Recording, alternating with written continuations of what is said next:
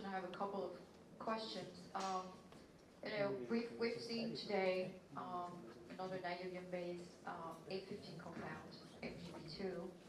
We've heard about other compounds along the years. So one of the questions would be, along what we have already studied, or between niobium-3, gallium, aluminum, niobium-3 tin, or A15, and magnesium diboride, oxypeptides, niobium-based nitrides. Do we see one material that has good prospects for a cavity application that, if we had to, one pot of money and throw, all that to really make fast progress, which one should it be? This is for the speakers, but also for... I guess we already know niobium 310 works. So if somebody can make it work, that would be good. But Sarah?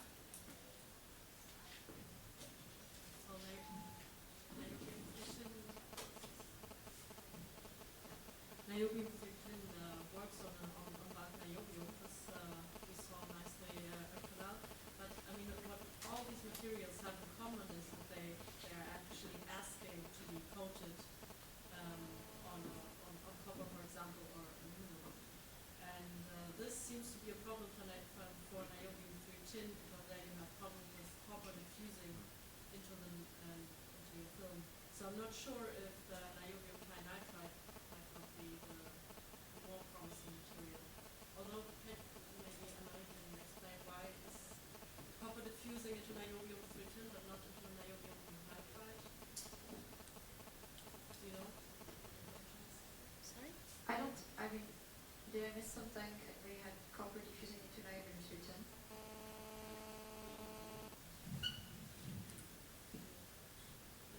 Copper will diffuse inside niobium 310 when we make roads, while niobium nitride has a special layer.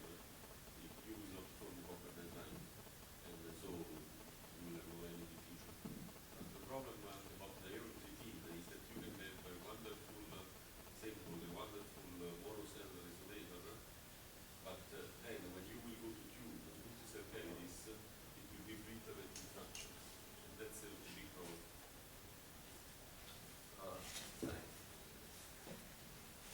Alex? Yeah, so I just want to repeat the argument I think I made a couple of days ago that there's no universal solution here because it depends on the particular application. So the reason behind niobium and copper is true cost. So if you want a low cost application, low fields, that's the way to go. Some applications require the highest breakdown if possible, at any cost, okay? So they don't care about the cost. And for those, of course, you have different priorities. And it's just two different applications, and we shouldn't really say, oh, we should find a universal solution which fits it all. It's impossible. So I think each application has its own niche, and it's perfectly fine. We shouldn't be really concerned about that. So for the brittle thing, I think that thin layers have an advantage for sure. So if you have 100 nanometer thin layer, it's much less prone to cracking than, let's say, 2 micron thick layer. Yes, absolutely. So, but in that case, we have not niobium 310. Because niobium 310 up to now is done by thermal diffusion. I understand, but I mean, that's a challenge for crystal film growers to somehow tell us how to deposit niobium films on that, maybe in a multi-layer or with a little dielectric layer. That's a challenge. niobium 310 will be challenging also. If your composition is off a little bit, then your property is not as good. Yeah, but with peptide it's even worse. So in all those sense, MGB2 is great because you are not going to get anything else than MGB2. Well, peptides has its own, MGB2 has its own problems with the multi-band superconductivity and band decoupling and strong field. So that's something people don't know.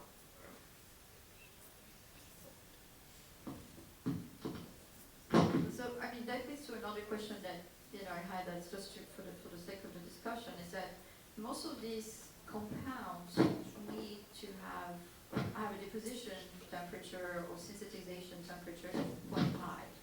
And now you're talking about interlaying a superconductor that's demanding high temperature with dielectrics. I've seen, like, for example, if you take a dielectric of aluminum nitride, you cannot do it at too high of a temperature. MgO, there's also issues of reactivity with the layers on top and on the bottom. So how do we address, these compounds in terms of application to multi-layers? Any ideas, any insights? Harry? Go back when we got it. We haven't even been thinking of that. It's not obvious that, I don't think anybody's tried,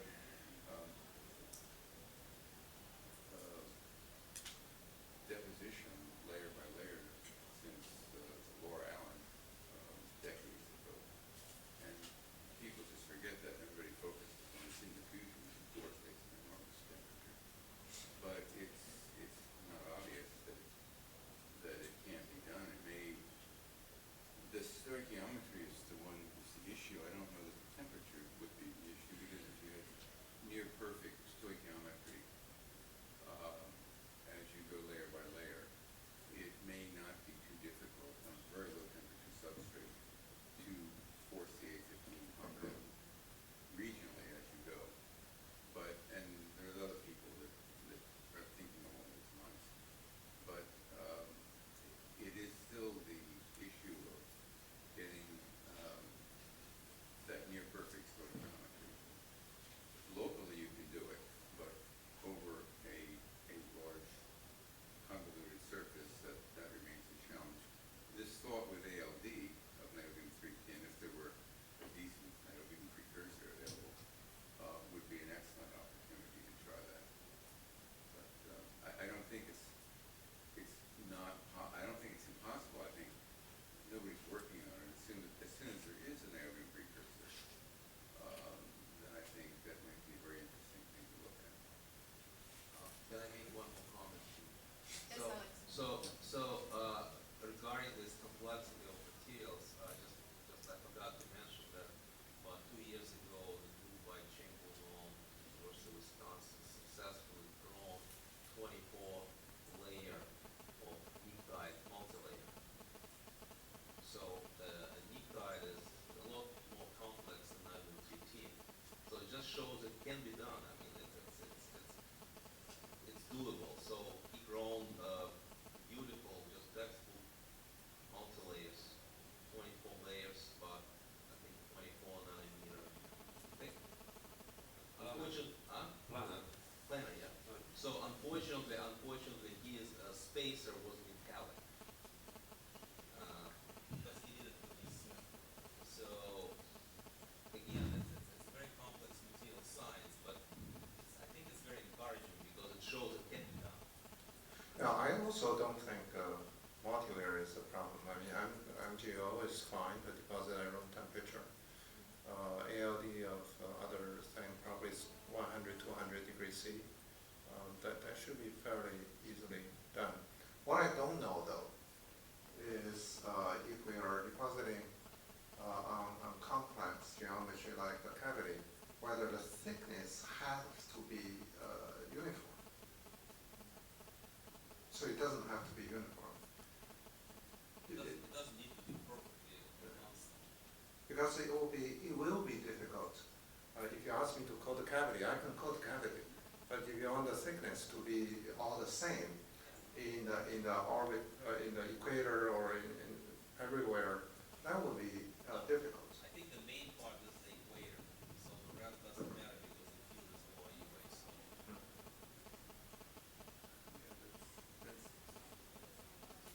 Yeah.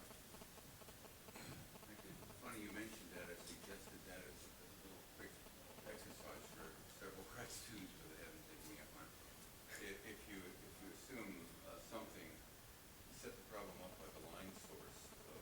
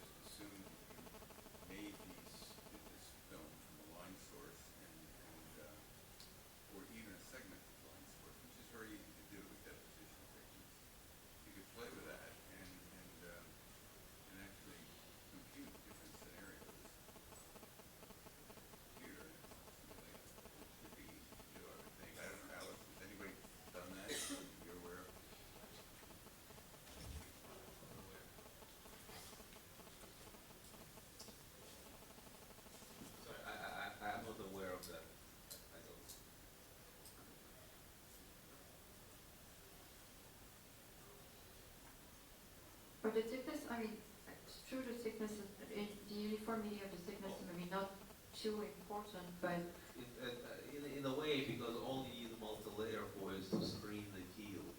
So it screens the field no matter if the thickness is perfectly uniform or not. So as long as there are no penetration of vortices in that multi-layer, it's doing its job. Okay. that's true, but you still need, I mean, for example, if you run a thick layer and you go from, I don't know, 1.5 micron to 3 micron Yeah. on the profile of the cavity, that may not be But- an but- issue, but- but here you're talking about layers that are, especially for the dielectric, I mean, those layers are quite thin. Yeah. And I mean, you need some, I mean, it doesn't have to be perfectly uniform, but Absolutely, you're absolutely right. So dielectric thickness can vary a little bit, even by a factor of 2 if it's only like 1 nanometer thick.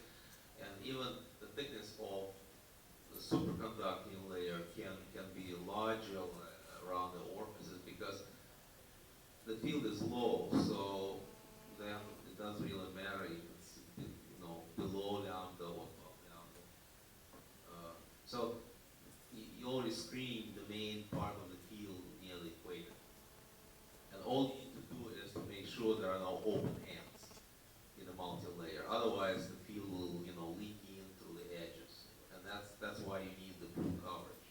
That's all. any other comments or ideas? Enzo? I think that Niobe 3D is difficult to do in three things. Magnesium diboride in chemist doesn't exist yet. Pignites contain the soluble. The only way to have immediate proof of your theory, of my opinion, it's a simple system niobium, as I was insisting when you did the book. You niobium nitride, or niobium, dirty niobium, so on and so on, you have more hope to maintain your constraints and to have proof. Oh, absolutely, I agree with you, and I think that would be the first thing to try. Because doing niobium with a spacer, let's say a nanometer thick, 2 nanometer thick spacer, let's say aluminum, would be a perfect model system to study. But even without aluminum, because if you want to have aluminum, you must have a double cathode. But with existing tools, you can pulse the gas. But then you might have a problem with vortex penetration. See, that's Okay, but you know, sorry? when it was Peter Neisel's celebration, he said one thing. I mean, it is not that I said one thing because the thing was said by Francis Bacon. Instead of discussing about how many teeth has a person, let's go down and let's count. So, on my opinion, the first thing that could be done, it's very easy, very simple. It's to pulse gas inside the sputtering process. Because aluminum will require a second cathode, it's something tricky.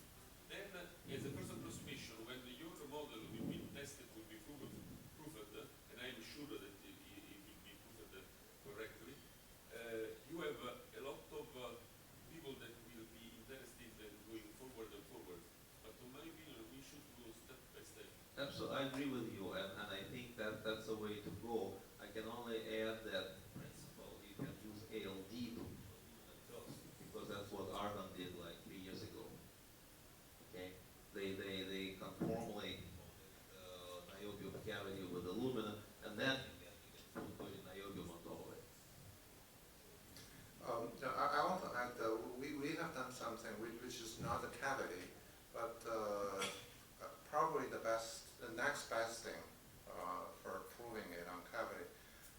We've done some work with Leonardo Savali at Los Alamos to coat the ellipsoid. So ellipsoid is like, reverse of a cavity. And we did show that when we measure the field for vortex to enter the niobium ellipsoid, and then we coat the niobium ellipsoid with MgB2, and we did find that we increased the field by 400